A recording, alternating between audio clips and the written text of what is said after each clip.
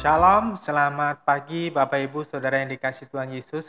Terima kasih kepada Tuhan bahwa kita sampai hari ini masih diberi kesehatan dan masih bisa mendengarkan firman Tuhan. Sehingga kita memiliki kesempatan untuk terus memperbaiki diri sendiri.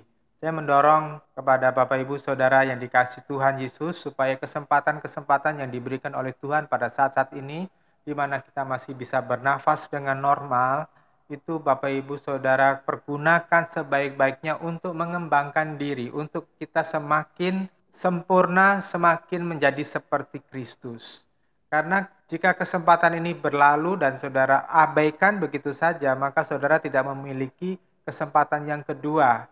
Saudara, seperti minggu yang kemarin saya bagikan, kita semuanya jika tidak bertanggung jawab atas hidup ini, kita semuanya akan terbuang ke Hades untuk kemudian dihakimi dan akan terlempar ke Gehenna. Saudara harus membayangkan betapa mengerikannya tempat-tempat itu ya, baik Hades maupun Gehenna. Saudara harus berjuang untuk tidak sampai ke sana. Oleh sebab itu, topik pada hari ini saya membagikan tentang jangan mengubur talenta. Kenapa? Karena hidup ini harus mencapai sasarannya Tuhan. Anda semua tahu bahwa saya bekerja di perusahaan yang besar dan terorganisir dengan cukup baik. Di perusahaan-perusahaan yang besar, itu pasti setiap pemimpin itu mempunyai target yang harus dicapai. Tidak mungkin seorang investor merekrut seorang CEO atau manajer ya atau direktur tanpa target. Karena uang yang sudah ditanamkan di perusahaan itu pasti nggak main-main. Target itu dituangkan di dalam sebuah rencana tahunan yang sering kita mendengar satu istilah yaitu Key Performance Indicator atau KPI. Ya. Jadi dalam evaluasi kinerja kita pada akhir tahun itu akan dievaluasi ya, akan diukur keberhasilan kerjanya. Ya, apakah sesuai dengan target, apakah mencapai target atau tidak. Jika tidak mencapai target, maka tentu ada dampak. Misalnya, ya kalau dia pada posisi yang tinggi, maka dia tidak akan melanjutkan jabatan itu. Ya, kalau di tingkat-tingkat yang lebih bawah, ya mungkin kenaikan gaji ataupun bonusnya tidak diberikan. Nah, Bapak Ibu Saudara, demikian pula hidup ini. Allah pencipta kita itu juga mempunyai rencana dan tujuan hidup kita dan target-target untuk kita masing-masing. Setiap kita diberi tanggung jawab yang berbeda, nggak sama. Setiap kita tuh nggak ada yang sama tanggung jawabnya. Pencapaian kita pun juga berbeda-beda, masing-masing diberi tingkat kemampuan yang berbeda. Dalam kisah seorang tuan yang memberikan talenta kepada para hambanya di Matius pasal 25 ayat 14 sampai ke 30, di dalam kisah tersebut tuh ada 3 jenis orang yang mendapat jumlah yang berbeda. Ada yang dipercayakan 5 talenta, ada yang dipercayakan 2 talenta, dan yang terakhir 1 talenta. Yang mendapat 5 dan 2 mempunyai semangat untuk mengembangkannya. Masing-masing mendapatkan keuntungan sebesar 100%. Yang 5 menjadi 10, yang 2 menjadi 4. Nah, sebelum kita membahas lebih lanjut, kita tentu harus mendalami apa itu talenta. Ya, talenta memang nama uang pada zaman dahulu. Kita tahu uang dipakai untuk modal usaha suatu bisnis, ya. Uang harus didayagunakan, dikelola supaya menghasilkan keuntungan yang kemudian dapat untuk dimanfaatkan buat menunjang kehidupan ini. Ya, kalau nggak punya uang dalam kehidupan modern ini, ya kita tidak bisa apa-apa, nggak bisa membeli, nggak bisa memiliki kehidupan yang normal gitu. Dalam kehidupan kita, maka talenta adalah segala potensi yang diberikan oleh Tuhan, termasuk kepribadian kita yang bisa dipakai untuk melayani Tuhan, juga perilaku, tabiat, kebiasaan, karakter, cara berpikir, harta kekayaan, kecerdasan, kepandaian. Nah, itu semuanya harus dikembangkan sampai memuaskan hatinya Bapa. Namun yang mendapat 1 talenta dalam kisah Matius pasal yang ke-25 ayat 14-30 tadi, itu yang mendapat 1 talenta ternyata artinya jadi kesel dengan jumlah yang diberikan oleh tuannya tadi. Ia menolak mengembangkannya dan lantas menguburkannya. Dari perumpamaan Matius 25 dari ayat 14-30, kita mendapat gambaran sikap berbagai jenis orang ketika mendapatkan kesempatan. Kebanyakan orang menganggap kisah ini hanya dari sisi finansial atau bakat tertentu ya. Pengembangannya pun sering semata-mata dipandang sebagai usaha ekonomi yang berkembang atau pengembangan bakat, misalnya mengembangkan bakat seni, bakat olahraga, sampai memiliki skill yang piawai, bisa diandalkan untuk mencapai top. Namun karena kita sedang berbicara tentang kerajaan Allah atau kepentingan Bapa, maka harusnya perumpamaan Tuhan Yesus tersebut tidak dibatasi oleh perilaku bisnis atau bakat. Ya, tidak dibatasi dengan pengembangan usaha yang menimbulkan keuntungan finansial atau pengembangan bakat untuk mencapai puncak atau top. Ya, tetapi segala aspek yang berkaitan dengan pengembangan kerajaan Allah. Perumpamaan tentang talenta harus dipandang dari sisi bahwa Allah memberikan atau mempercayakan segala sesuatu kepada seseorang itu adalah agar dikembangkan untuk kepentingan Tuhan semata-mata. Saya kira hal itu wajar ya, karena di dunia ini pun ketika seseorang menaruhkan modalnya, ketika seseorang menaruhkan investasinya kepada orang-orang yang dipercayainya, maka harapan si pemodal, harapan orang yang menaruh modalnya tadi, itu usahanya tadi akan berkembang, akan maju, tidak stagnan, apalagi malah mundur gitu. Hidup ini sebetulnya adalah investasinya Allah, termasuk di dalamnya adalah kesehatan kita, keluarga kita, waktu yang kita miliki, karakter kita, kebiasaan dan kesukaan kita, dan tentu adalah karier, jabatan, dan keuntungan finansial yang kita dapatkan selama ini. Talenta-talenta yang tadi digambarkan mendapat 2 dan 5 itu belum tentu berarti memiliki harta yang banyak atau berlimpah. Karena di depan tadi saya berkata bahwa talenta itu bisa berarti banyak ya.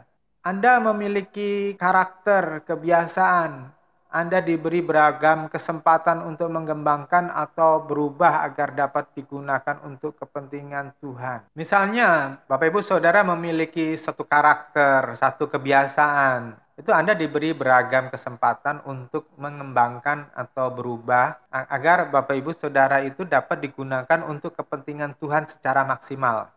Ada orang-orang yang diberi kesempatan banyak untuk berubah, misalnya ada yang dahulunya itu adalah pejudi berat, ada yang pemarah, pemabuk, dan lain-lain. Terus kemudian mendapat kesempatan dinasihati supaya berubah. Maka itu nggak boleh disia-siakan, nggak boleh diabaikan. Karena apa? Kesempatan-kesempatan itu belum tentu berulang kedua kalinya. Belum tentu kita bertemu dengan orang yang akan dipimpin oleh Tuhan untuk menasihati kita. Hamba dengan satu talenta akan menjadi sorotan dalam khotbah ini. Orang berpikir bahwa nilai satu talenta itu kecil ya. Orang berpikir ini cuma satu gitu. Jadi kayaknya kecil sekali. Karena orang hanya berpikir angka satu adalah angka yang tunggal, angka yang rendah nilainya. Tetapi sebetulnya nilai nominal dari satu talenta tadi itu bukan $1 atau bahkan Rp1. Jika itu diuangkan, maka nilai satu talenta itu bisa bernilai lebih daripada 1 juta pada perhitungan zaman sekarang.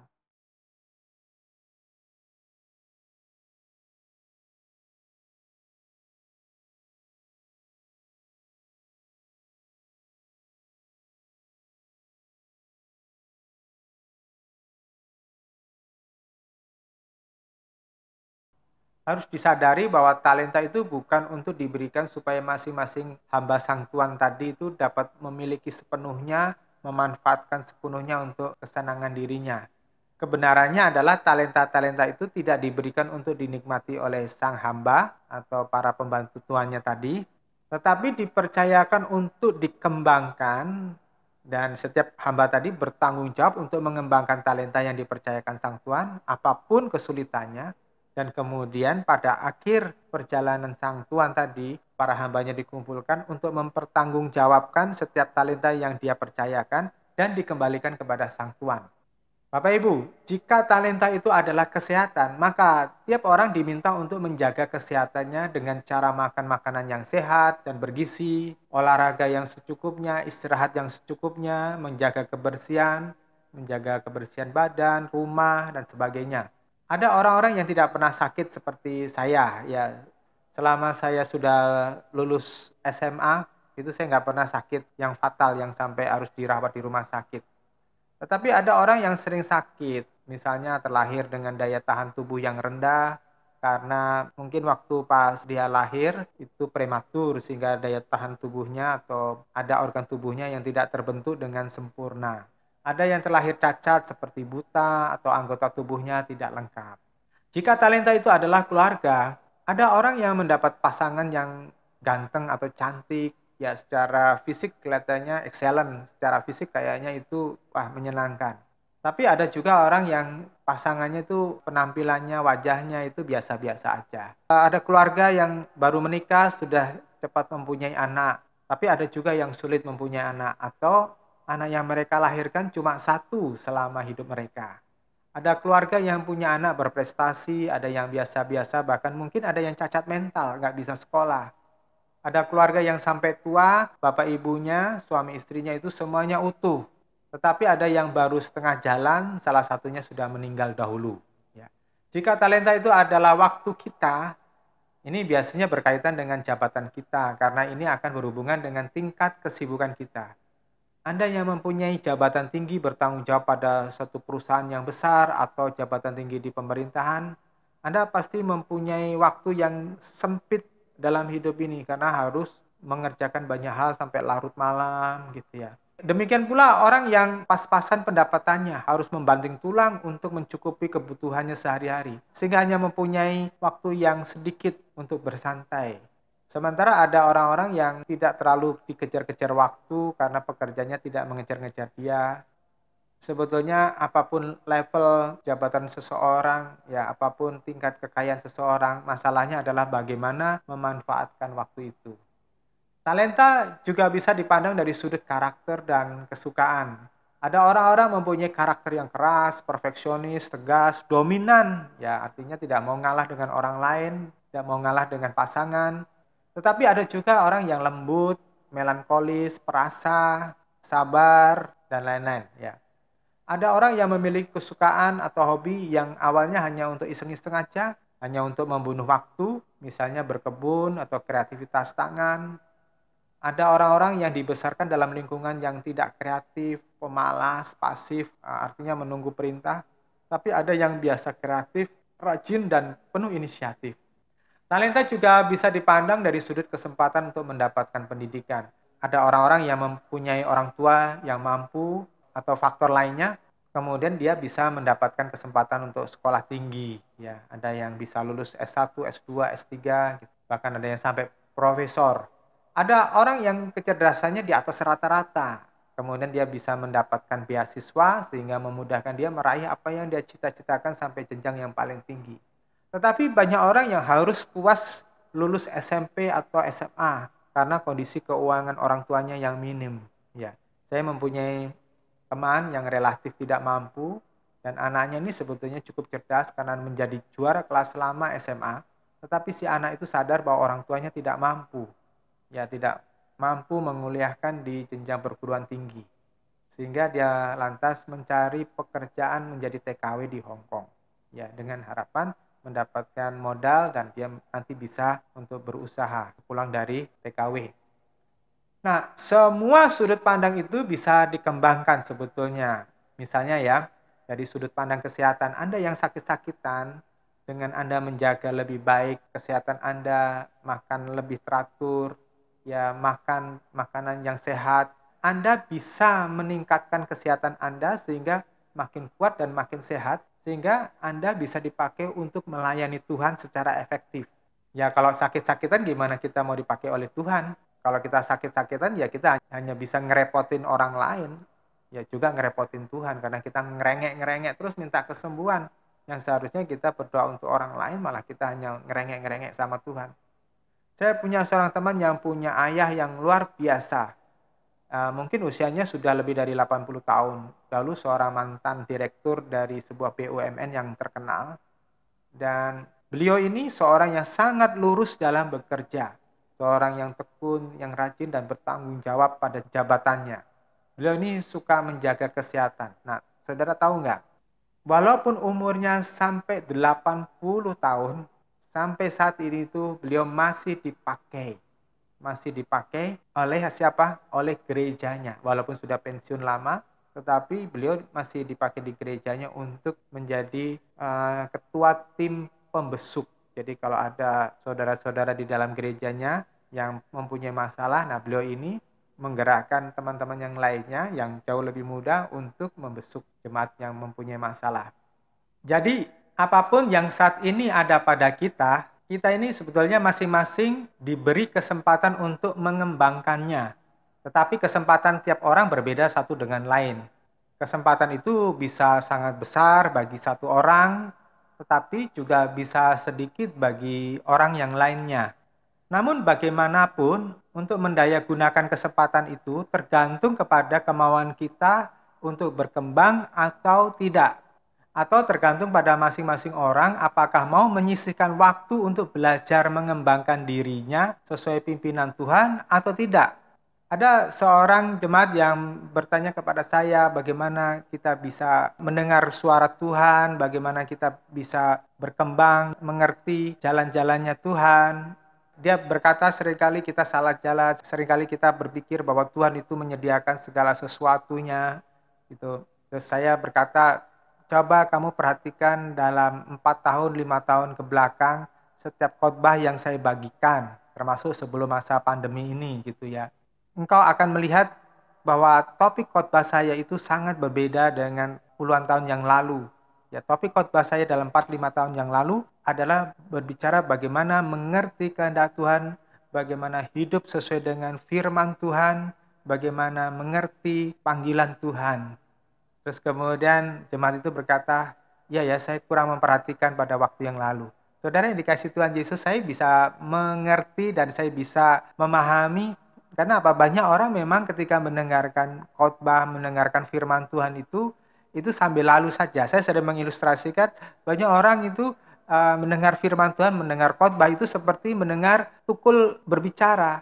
Ya hari ini bisa ketawa-ketawa, hahihi gitu ya. Tapi besok udah lupa apa yang diomongin si tukul, ya toh? Atau mendengarkan cerita kancil nyolong timun. Hari ini mendengarkan sedikit berimajinasi, besok sudah lupa apa inti ceritanya itu. Nah, saudara, mendengar khotbah itu bukan seperti mendengar cerita dongeng kancil nyolong timun ya, tetapi saudara harus memperhatikan sungguh-sungguh karena apa? Seorang yang berbicara dalam pengurapan Tuhan itu berbicara atas nama Allah. Kita semua memang memiliki kehendak bebas untuk memilih dan menentukan. Saya pernah menasihati seseorang ya ketika ia masih berpacaran dengan orang lain. Orang ini adalah seorang gadis. Saya katakan pilihlah seorang pria yang takut akan Tuhan, cinta akan Tuhan untuk menjadi suamimu. Anda bisa menebak apa yang akan terjadi selanjutnya pada gadis itu. Biasalah para gadis ketika melihat pria-pria ganteng atau sedikit pandai merayu, lantas klepek-klepek dalam rayuan sang pacar pada pandangan yang pertama. Dipikirnya pria ini adalah Arjuna yang luar biasa. Gadis-gadis yang tidak berpengalaman akan berpikir bahwa pria idamannya akan dapat membahagiakan dia. Seperti cerita Cinderella atau Snow White begitu loh. Mereka berpikir bahwa pernikahan itu adalah puncak daripada kehidupan ini, puncaknya surga begitu. Maka nasihat-nasihat seorang gembala seperti yang saya sampaikan itu biasanya akan ditaruh pada urutan yang ke-100 atau ke-1000 atau bahkan masuk di dalam gudang. Mereka akhirnya menikah. Awalnya apa yang saya nasihatkan sepertinya salah karena kelihatannya bahagia-bahagia saja. Dan sepertinya apa yang saya nasihatkan itu tidak penting untuk dipikirkan lebih lanjut. Tetapi saya tidak keliru. Tahun berganti tahun dan waktu akhirnya membuktikan nasihat saya itu benar. Si gadis itu kecewa dengan suaminya yang kurang begini, kurang begitu. Bapak, Ibu, Saudara yang dikasih Tuhan Yesus, saya telah melihat banyak pasangan muda tidak bahagia ketika mereka menurunkan standar kualitas pasangan mereka hanya sebatas keinginan duniawi. Nah, dalam Matius pasal 25 ayat 14-30 tadi yang berbicara tentang talenta, itu mengajarkan tentang orang-orang yang mengambil keputusan yang keliru. Keputusan yang salah atau keliru akan berbuntut pada kekecewaan dan bahkan kehancuran. Pada Matius 25 ayat 18, Tuhan berkata tentang keputusan si hamba yang menerima 1 talenta. Dikatakan di situ, akan tetapi orang yang menerima 1 talenta itu pergi, menggali lubang di tanah dan menyembunyikan uang tuannya. Si hamba pengubur talenta itu, saya percaya bahwa Tuhan memberikan nominal satu bukan bermaksud semata-mata untuk melecehkan si hamba tadi. Juga bukan bermaksud semata-mata ada orang yang diberi sedikit kesempatan atau sedikit bakat atau apapun yang serba sedikit. Saya punya keyakinan besar bahwa poinnya bukan itu, bukan soal nominal yang satu tadi. Sebabnya apa? Mari kita lihat alasan si hamba mengubur talenta di ayat yang ke-24. Kemudian orang yang menerima satu talenta juga menghadap dan berkata, "Tuan, aku tahu engkau orang yang kejam, menuai di tempat yang engkau tidak menabur dan mengumpulkan di tempat yang engkau tidak menyebarkan benih." Perhatikan ini. Tuhan Allah itu sangat tahu siapa kita. Ia sangat mengerti kualitas hati kita. Anda perhatikan deh siapa si hamba penerima satu talenta tadi. Yang pertama, dari pernyataan tadi kita bisa mengerti. Kita bisa melihat. Si hamba menyebut tuannya orang yang kejam. Kesan yang dimiliki si hamba tentang tuannya dan bisa berpikir bahwa tuannya itu kejam, tentu tidak datang dalam semalam atau seminggu. Kesan itu pasti sudah ditanam bertahun-tahun sebelumnya, sehingga ia tidak mampu melihat sisi baik sang tuan. Sebab Tuhan Yesus sedang berbicara tentang hubungan Allah dengan manusia, maka alamat sang tuan tadi itu tentu ditujukan kepada Allah. Jika seseorang manusia bisa menyebut Allah itu kejam, maka sudah pasti orang itu tidak mengerti siapa Allah yang benar. Saya sudah terlalu sering melihat orang yang kecewa, itu menyalahkan Allah.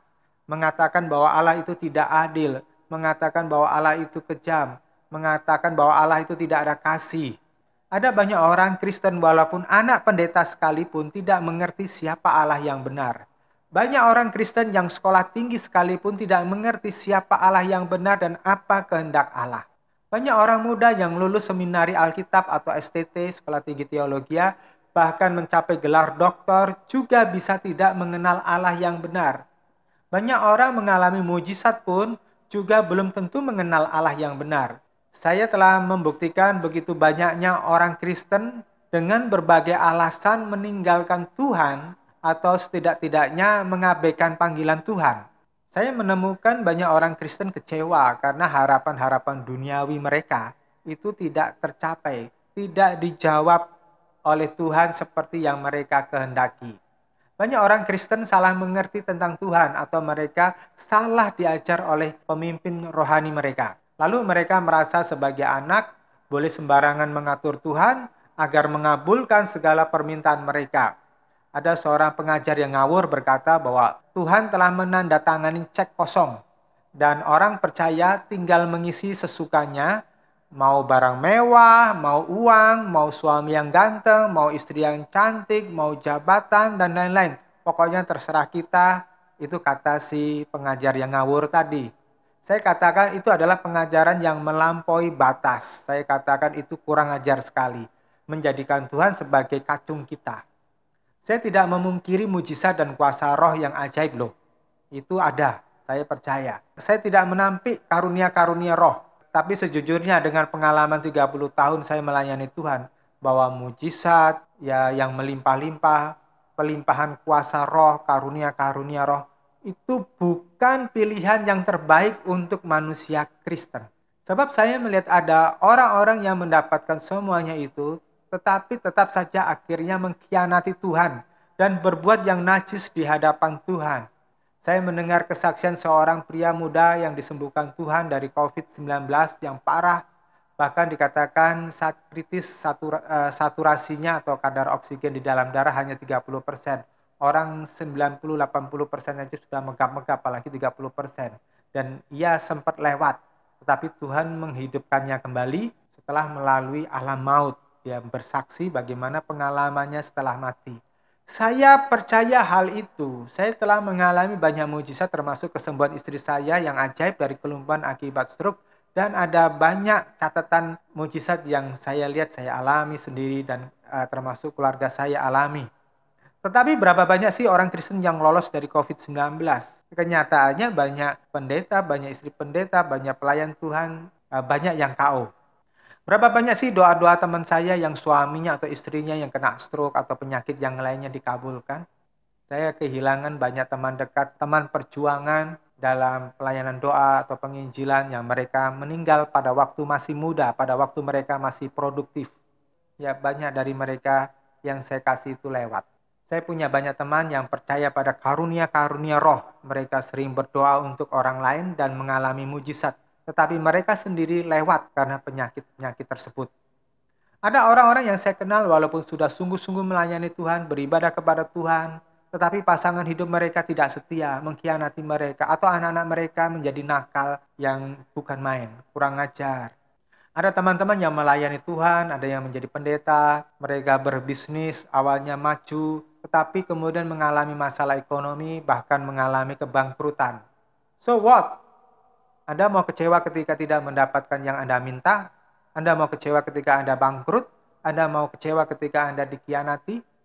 Di sini saya melihat Tuhan punya kedaulatan. Tuhan punya aturan main sendiri. Inilah yang harus Anda pelajari. Ya. Apa sih hatinya Tuhan yang sebenarnya? Apa sih kehendaknya Tuhan yang sebenarnya? Jadi jangan kita merekayasa, oh ini visinya Tuhan, oh ini kehendak Tuhan, oh ini hatinya Tuhan. Saya punya seorang teman, ia sangat ahli dalam bahasa asli Alkitab, baik bahasa Aramik maupun bahasa Yunani, bahasa Ibrani. Ia kemana-mana melayani Tuhan bersama dengan istrinya. Saya melihat mereka pasangan yang luar biasa. Saya suka dengan bagaimana mereka mengajar, bahkan berdiskusi dengan saudara-saudara lain agama dalam diskusi lintas agama. Tetapi tahun lalu saya dikejutkan dengan kabar bahwa istrinya meninggal di usia relatif muda. Ini mengejutkan saya dan saya tidak habis pikir kenapa Tuhan izinkan seperti itu. Saya tahu pasti teman saya sedih sekali. Sebab istrinya itu adalah rekan sekerjanya kemana dia pergi melayani. Nah, mereka bukan satu-satunya teman seperjuangan dalam melayani Tuhan yang diambil hidupnya pada usia relatif muda. Nah, akhir-akhir ini saya banyak kehilangan teman yang baik di usia yang masih produktif. So what happened? Apakah kita mau kecewa? Menurut saya tidak perlu kecewa. Saya percaya Tuhan lebih tahu apa yang terbaik untuk kita daripada pengetahuan kita sendiri. Jadi kita nggak bisa mengusik kedaulatannya Tuhan. Kembali kepada firman Tuhan di dalam Matius pasal 25 ayat yang ke-24.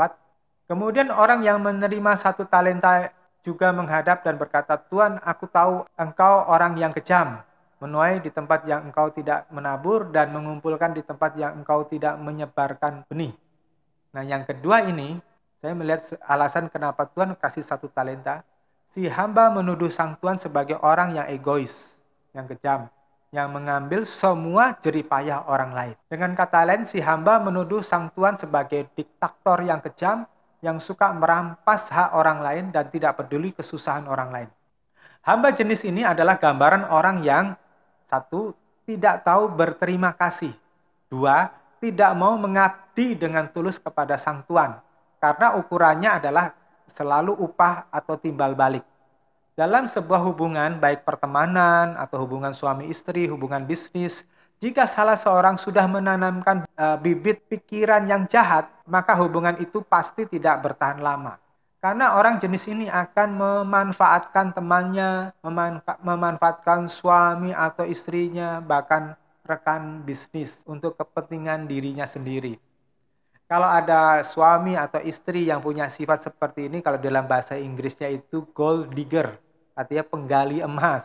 Ya, orang yang menggali di mana tambang emas itu di depan mata. Demikian orang yang kurang ajar akan memanfaatkan Tuhan untuk kepentingan dirinya sendiri, untuk kepuasan kedagingan dan keangkuhan hidupnya. Mereka tidak punya kesetiaan, mereka tidak punya pengabdian. Si hamba jenis ini tidak pernah menghargai maksud baik dan kebaikan sang Tuhan selama ini. Berapa banyak sih orang yang tahu berterima kasih? Berapa banyak orang yang punya rasa hutang budi kepada orang yang telah berbuat baik kepadanya? Berapa banyak orang yang tetap setia kepada Allah yang telah berbuat baik kepadanya? Alkitab katakan sangat sedikit. Latihannya, setialah kepada orang yang pernah berbuat kepada Anda sebagai ungkapan tahu berterima kasih, maka Anda akan bisa berterima kasih kepada Allah. Nah, sekarang pertanyaan berikutnya adalah bagaimana orang dapat mengubur talenta dalam kisah Matius pasal 25 tadi. 1. Berperilaku yang merusak kesaksian sebagai orang Kristen yang seharusnya memiliki citra kekudusan. Terus yang kedua, tidak mau mengalami perubahan karakter atau kebiasaan. Yang kedua, tidak mau mengalami perubahan karakter, kebiasaan, dan cara berpikir untuk pertumbuhan rohaninya. Yang ketiga, tidak melakukan tugas dengan penuh tanggung jawab. Karena tadi yang penting adalah timbal baliknya, upahnya mana dulu. Yang keempat, ketidakpedulian kepada kehendak Bapa. Yang dipedulikan adalah saya diuntungkan, hati saya dipuaskan, saya disenangkan. Yang kelima, menjauh atau meninggalkan tanggung jawab. Bapak, Ibu, Saudara yang dikasih Tuhan. Tuhan itu masih berbicara mengarahkan kita loh. Misalnya melalui sahabat, melalui gembala, pemimpin, suami, atau istri, bahkan anak sekalipun ya. Nah, kalau Tuhan berbicara kepada kita, memberi nasihat, jangan pernah-pernah mengabaikan tanggung jawab, karena saudara bukan berhadapan dengan orang yang memberi nasihat, tapi saudara berhubungan dengan Tuhan. Mengapa sang Tuhan tadi digambarkan marah kepada si pengubur talenta? Ya, jelas. Karena apa? Dengan menguburkan talenta, si hamba itu tadi menguburkan harapan sang Tuhan. Harapannya untuk mendapatkan pelipat gandaan. Ya, ini pelipat gandaan atau bunganya atau keuntungannya itu sebetulnya hanya figuratif saja. Ya, terus yang kedua, dengan menguburkan talenta itu sama dengan melecehkan kepercayaan yang diberikan oleh sang Tuhan kepada si hamba. Bapak Ibu, hidup kita ini itu adalah kepercayaan Tuhan.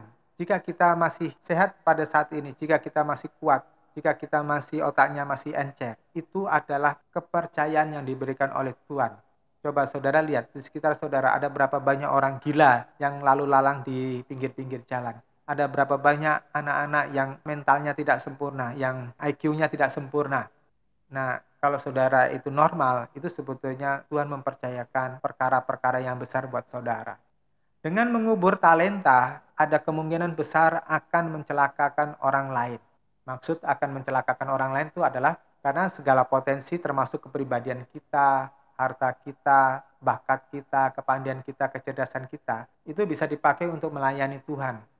Nah, salah satu tujuan melayani adalah kehidupan kita dapat menjadi saksi yang baik sehingga orang lain lebih mudah mengenal Tuhan yang benar, yaitu Yesus Kristus. Jika Anda memiliki kepribadian yang buruk, cara hidup yang najis, tidak peduli kepada panggilan Tuhan, itu menutup kesempatan orang lain melihat kehidupan mulia di dalam Tuhan, sehingga orang tidak tertarik mengikuti Tuhan. Kalau orang melihat kehidupan Anda itu rusak, ya. Kesaksian hidup yang buruk akan menghalangi orang melihat keindahan Kristus. Nah, jika saya mempelajari orang-orang Kristen yang murtad atau berpindah agama, itu selalu ada alasan-alasan klasik yang sama. Ya, biasanya alasan klasiknya itu ada dua. Satu, yang bersangkutan itu tidak mengenal ajaran yang benar. Orang-orang jenis ini hanya mengkonsumsi makanan-makanan yang lembek, susu, kalau di 1 Korintus pasal yang 3 ayat 1 sampai 3. Atau bahkan tidak sehat sama sekali. Tidak sehat untuk kehidupan rohaninya. Ada di antara mereka yang anak-anak pendeta, aktivis gereja, bahkan pendeta sekalipun. Tetapi mereka tidak makan makanan yang keras atau ajaran yang kuat untuk mendewasakan jiwa mereka. Jadi mereka mudah goncang. Yang kedua, mereka menghadapi kesaksian yang buruk dari orang Kristen lainnya. Bahkan dari orang tua atau dari suami atau dari istri, bahkan dari pendetanya sekalipun. Mereka pernah dikecewakan karena melihat kesaksian yang buruk. Sayangnya orang-orang yang murtad tadi itu pikirannya pendek, ya sumbunya pendek. Dan mereka mencari nasihat pada orang yang salah. Akhirnya mereka digiring kepada kesesatan dan berani meninggalkan kasih karunia Tuhan. Maka dalam kesempatan ini saya mengingatkan keras buat Anda yang menjadi orang tua. Anda akan menghadapi murka Allah jika Anda tidak memberikan teladan yang baik kepada anak-anak Anda. Karaktermu yang rusak, karaktermu yang buruk, kebiasaanmu yang buruk, tingkah lakumu yang najis akan memberikan kesan yang jahat kepada anak-anak dan tidak bisa memberikan fondasi yang kuat pada iman anak-anakmu. Dan sama saja Anda membawa anak Anda ke slaughterhouse atau rumah jagal. Seperti sapi, ya sapi yang untuk dikorbankan itu dibawa ke rumah jagal untuk dipotong. Nah, Anda sama dengan membawa anak Anda ke Hades seperti yang saya ajarkan minggu yang kemarin. Saya juga mengingatkan kepada kalian anak-anak muda, anak-anak kecil ya, orang-orang muda, apapun kelemahan orang dewasa di sekitarmu, atau orang tuamu sendiri, atau pendetamu, atau siapapun yang lebih tua darimu, Dan kalian lihat kelakuan mereka sehari-hari selama masa pertumbuhanmu. Mungkin mereka tidak memberikan teladan yang baik, atau bahkan sesuatu yang sangat buruk dalam pengetahuanmu, atau kalian tidak pernah diajari kebenaran. Sebaliknya, ajaran hidup yang kalian terima adalah berasal dari duniawi. Saya katakan, tidak berarti bahwa kalian berhak bertindak semaunya sendiri. Tidak berarti bahwa kalian bisa habiskan masa mudamu hanya untuk berhura-hura tanpa memikirkan Tuhan, hanya memikirkan kesenangan sendiri. Itu salah besar. Ingat firman Tuhan di dalam Pengkhotbah yang berkata, pasal 12 ayat 14, karena Allah akan membawa segala sesuatu yang mereka lakukan ke pengadilan. Ia tahu tentang segala sesuatu yang dilakukan orang, bahkan hal-hal rahasia yang baik dan yang buruk. Kalau pasal 11 ayat 9 itu khusus untuk orang muda. Bersukacitalah hai anak muda, selama kamu muda, biarlah hatimu menyenangkanmu di masa mudamu. Pergilah menurut jalan hatimu dan pandangan matamu. Namun ketahuilah bahwa untuk semuanya itu Allah akan memasukkanmu ke dalam pengadilan. Ini berbicara tentang pengadilan akhir zaman yang akan mengadili orang apakah dia itu kambing atau domba. Saudara bisa baca di Matius 25. Maka wajar bila sang tuan itu marah besar ketika talentanya itu diabaikan. Firman Tuhan di dalam Matius pasal 25 ayat 26 dan 30 dikatakan, namun tuannya menjawab dan berkata kepadanya, kamu hamba yang jahat dan malas. Kamu tahu bahwa aku menuai di tempat yang aku tidak menabur dan mengumpulkan di tempat yang aku tidak menyebarkan benih. Ayat 30, lemparkanlah hamba yang tidak berguna itu ke dalam kegelapan yang paling pekat. Di tempat itu akan ada tangisan dan kertak gigi. Saudara yang dikasihi Tuhan Yesus, ini tempat yang mengerikan sekali. Hamba yang hanya kesalahannya menguburkan talenta. Saudara, satu talenta itu jangan dikatakan Rp1. Satu talenta itu nilainya sama dengan 34 kilogram emas. Atau 6.000 gaji seorang satu hari. Nah, kalau dihitung dengan nilai sekarang, maka itu sama dengan 600 juta. Itu bukan nilai yang murah kan? Jadi saudara yang dikasih Tuhan, betapa besar anugerah kepercayaan yang diberikan kepada kita. Apalagi kalau saudara sudah menjadi orang Kristen, jangan main-main. Ya, dan Tuhan sangat murka bagi orang-orang yang main-main tadi. Perhatikan kata-kata yang diucapkan oleh Sang Tuhan. Kamu hamba yang jahat dan pemalas. Apa hubungannya menguburkan talenta dengan sifat yang jahat? Kalau mungkin pemalas, oke lah, bisa diterima. Ya, tetapi kalau yang jahat tuh rasanya aneh ya. Tetapi saya mengingatkan kepada Anda, Tuhan itu maha tahu. Tuhan itu sangat tahu apa yang ada di dalam hati Anda. Tuhan dapat membaca siapa kita ini. Siapa yang ada di dalam hati kita. Apa yang ada di dalam otak kita yang segede bakpao ini. Tuhan itu tahu. Jika Tuhan mengatakan seorang jahat, beliau pasti tidak salah sasaran. Beliau pasti tidak salah ngomong. Kejahatan sudah dapat diketahui Tuhan sejak dalam hati manusia. Ya. Tuhan tahu apa yang ada di dalam otak Herodes. Walaupun ia pandai bersandiwara di depan para majus. Tuhan tahu apa yang ada di dalam otak orang-orang Farisi dan para imam pada waktu itu. Sehingga Tuhan menyebut mereka itu sebagai ular biludak atau kuburan yang dilabur putih. Tuhan tahu apa yang ada di dalam otak Firaun saat menghadapi Musa.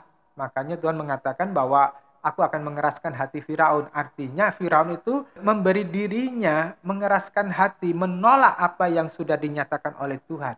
Ya. Tuhan sangat tahu berapa nilai Anda. Tuhan sangat tahu motivasi Anda. Meskipun Anda berdoa, Tuhan pakailah aku untuk melayanimu dengan kuasa roh. Tuhan tahu ujung-ujungnya nanti Anda menjadi sombong dan mencari pengakuan manusia. Bahkan tidak sedikit yang jadi pendeta atau aktivis yang jahat. Ya, Anda pernah kan melihat video seorang diaken mencuri uang persembahan saat menghitung uang di suatu ruangan tertutup ya setelah ibadah selesai. Ya, saya pikir orang-orang yang nekat ini benar-benar gila karena tidak pernah berpikir tentang hukuman Allah. Meskipun Anda berdoa, Tuhan sembuhkanlah saya, berkati usaha saya, berkati pekerjaan saya, tapi Tuhan tahu sebetulnya Anda itu hanya takut mati atau takut susah, takut bangkrut, takut miskin. Banyak orang ingin sembuh bukan supaya dapat melayani Tuhan setelah sembuh, ya, tetapi seringkali setelah sembuh itu lupa diri. Ya, karena permintaan mereka itu adalah untuk supaya bisa menikmati kesenangan hidup duniawi lagi. Saya telah bertemu dengan banyak orang yang hanya ingin sembuh, tetapi setelah dikabulkan doanya, itu mengikuti Tuhan pun enggak, apalagi melayani Tuhan. Kesimpulannya apa? Ya, sebetulnya banyak orang yang tidak cukup tulus meminta pertolongan Tuhan. Ada orang-orang yang minta saya doakan. Dulu sih saya memang ngotot sama Tuhan untuk minta kesembuhan buat mereka yang sakit, dan memang terjadi mujizat. Tetapi pengalaman-pengalaman membuktikan bahwa bahkan kelas aktivis gereja pun ada yang sakit setelah sembuh, bukannya memilih makin mengasihi Tuhan, tetapi sebaliknya makin tenggelam dalam kubangan dunia. Saya pernah berdoa untuk seseorang ya yang sangat sakit. Saya tahu dia sangat sakit, sangat menderita karena sakitnya. Saya tidak mau lantas mendoakannya supaya terjadi mujizat kesembuhan, karena saya tahu banyak orang yang kelakuannya akhirnya tetap nggak benar. Pada kesempatan itu saya mengarahkan saudara ini untuk mencari Tuhan lebih sungguh-sungguh. Tapi karena otaknya memang sudah dirusak iblis, dia bukannya bertobat sungguh-sungguh, dia tidak merendahkan hati, malah mencari dukun. Nah, saya berdoa supaya segala mantra dukun itu digagalkan. Pikir saya biarin aja dia sakit supaya tahu bahwa mencari pertolongan dengan setan itu keputusan yang salah. Dan benar, mantra dukunnya itu, jambi-jambi dukunnya itu nggak mempan, ya makin sakit, bukannya makin sembuh. Ya. Terus yang kedua, Tuhan menyebut hamba yang mengubur talenta tadi itu sebagai hamba yang malas. Itu menunjukkan banyak orang Kristen tidak mau menggunakan talentanya untuk melayani Tuhan karena mereka tidak mau terusik zona nyamannya. Banyak orang Kristen diberi jabatan tinggi, kekayaan yang luar biasa, tetapi hanya dimanfaatkan buat kesenangan dirinya sendiri, buat membangun pride-nya, harga dirinya sendiri. Jarang yang memikirkan bagaimana memanfaatkan semuanya itu untuk kepentingan Tuhan. Kalaupun mau memberi sebagai dermawan, itu pun untuk pencitraan. Intinya, terlalu banyak orang Kristen yang hitung-hitungan saat melayani Tuhan. Apa untungnya buat saya?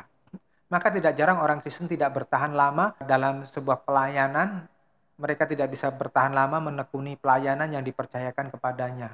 Tidak banyak orang yang tulus mengikuti Tuhan dan mencari Tuhan. Orang-orang jenis ini mudah teralihkan pikirannya, perhatiannya dari tujuan yang sesungguhnya. Karena orientasinya hanya untuk memuaskan panca inderanya, memuaskan seks, memuaskan naluri dosa lainnya. Jadi bagaimana supaya tidak menguburkan talenta yang dipercayakan Tuhan pada kita? Saudara, satu, kembangkan karaktermu dengan belajar memiliki karakter Kristus. Saya mendorong, pelajari apa yang saya bagikan dalam tahun-tahun terakhir ini. Khotbah-khotbah saya bukan untuk kepentingan saya. Khotbah-khotbah saya itu adalah saya bangun, saya tata untuk supaya saudara mengerti kehendak Tuhan step by step. Satu level demi satu level sampai saudara itu bisa menjadi sempurna. Ada orang yang saya beri nasihat bertahun-tahun tapi mereka tidak mengalami perubahan. Karena apa? Mereka menganggap apa yang mereka pikirin itu benar. Atau apa yang mereka pikirin itu udah pas begitu. Nah, yang kedua, berjuanglah untuk terus belajar apa yang Tuhan kehendaki. Saya kirimi banyak khotbah, saya kirimi banyak artikel, saya kirimi khotbah-khotbah ini di YouTube. Saudara pelajari deh. Jangan sambil lalu, saudara rugi sendiri. Saya tidak rugi. Saya mempunyai tropinya sendiri dari Tuhan, tetapi saudara yang mengabaikan dan saudara tidak lakukan, saudara rugi sendiri. Terus yang ketiga, berjuanglah menyalipkan kedagingan Anda. Jangan kalah dengan keinginan daging. Jangan kalah dengan keinginan duniawimu. Jangan beri kesempatan hidup lamamu itu kembali hidup. Kembali menguasai dirimu. Ya, terus keempat, bangun kebiasaan yang bermanfaat untuk kepentingan Tuhan. Bukan semata-mata untuk menghibur diri. Jika engkau mulai dididik, dilatih Tuhan untuk baca firman Tuhan secara teratur, bacalah. Jangan tunda-tunda besok. Ya, jangan besok masih ada waktu lagi. Jika engkau dipanggil Tuhan, dilatih Tuhan untuk mulai berdoa syafaat, ya memiliki jam doa khusus. Berdoalah dari sekarang, jangan besok-besok, jangan nanti-nanti. Ya, kalau engkau dipanggil oleh Tuhan untuk menolong orang lain, menghibur orang lain, segeralah engkau lakukan. Bisa jadi orang lain besok sudah mati. Dan ingat Yeskel pasal 3, jika dia mati tanpa pernah mendapatkan sebuah nasihat, dia mati dalam dosanya, maka darahnya akan tertumpah kepadamu. Yang kelima, ubahlah cara berpikirmu supaya bisa berpikir seperti Tuhan Yesus berpikir. Saya sering mengingatkan kepada saudara tentang Yohanes pasal 4 ayat 34. Ya, makananku ialah melakukan kehendak Bapa dan menyelesaikan pekerjaannya. Jadikan itu sebagai makanan favoritmu, lebih daripada semuanya yang menjadi pesona dari dunia ini. Jika engkau masih terpesona dengan dunia ini, dengan kesenangan dunia, engkau tidak bisa melihat Yohanes pasal 4:34 sesuatu yang indah gitu. Tetapi kalau engkau sudah mau mengarahkan pikiranmu kepada Yohanes 4 ayat 34, makanan yang sesungguhnya ialah melakukan kehendak Bapa dan menyelesaikan pekerjaannya, maka semuanya itu enggak menarik. Ya memang masih diperlukan, tetapi tidak menarik untuk diutamakan dalam hidupmu, dalam dagingmu lagi.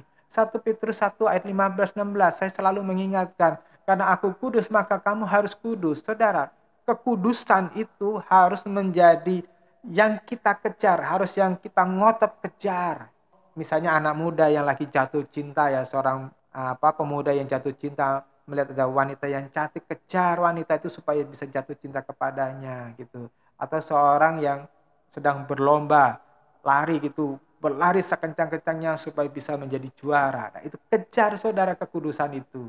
Dalam Matius pasal 5 ayat 20 saya selalu mengingatkan, hidup kebenaranmu, hidup keagamaanmu itu tidak ada artinya walaupun engkau sudah selevel dengan orang-orang beragama di dunia ini, tetapi jika engkau belum melampaui mereka dalam arti belum sesuai dengan kehendak Allah, maka apa yang menjadi upayamu di dunia ini dan segala kesalehan hidupmu itu tidak ada artinya. Matius 7 ayat 21-23. Sekalipun kita menjadi pelayan Kristen yang wahid gitu ya, yang jempolan dan dikagumi banyak orang. Jika kita meleset dari kehendak Tuhan, Tuhan singkirkan kita, Tuhan campakkan kita ke Hades. Nah, jika Anda adalah anak muda, jika kalian adalah anak muda, belajarlah dan bekerjalah dengan sungguh-sungguh. Ya, jika engkau mempunyai kesempatan meraih yang tertinggi, raihlah. Tetapi dengan sebuah kesadaran bahwa semuanya itu untuk kemuliaan Tuhan. Dalam Roma 11 ayat 36 sebagai akhir dari khotbah saya ini, Tuhan berkata melalui Paulus, sebab segala sesuatu adalah dari Dia, oleh Dia, dan kepada Dia. Bagi Dialah kemuliaan sampai selama-lamanya. Amin. Ya, dari Dia, oleh Dia, dan kepada Dia. Hidup kita dari Tuhan, dibentuk oleh Tuhan, dan akan dikembalikan kepada Tuhan. Nasihat saya adalah, apapun yang engkau miliki saat ini adalah talentanya Tuhan. Engkau bertanggung jawab mengembangkannya, dan engkau bertanggung jawab mengembalikannya kepada Tuhan. Talenta itu bukan milikmu sendiri, tetapi milik Tuhan. Karena hidupmu sudah dibeli dengan lunas oleh Tuhan. Amin. Tuhan memberkati.